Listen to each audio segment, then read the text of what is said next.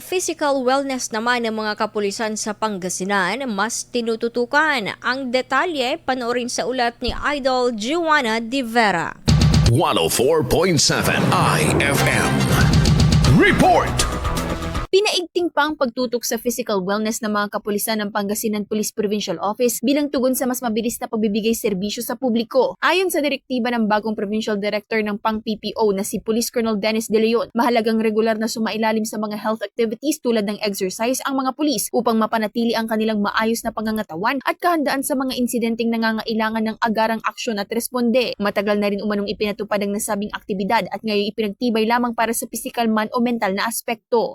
Depende naman sa schedule ng mga police station ang pagsasagawa ng kanilang mga exercises para sa kanilang kapulisan upang angkop pa rin sa oras ng kanilang trabaho at pagresponde sa mga nangangailangan. Kasama mula dito sa IFM Dagupan, ito si Idol Juana De Vera, Tatak IFM.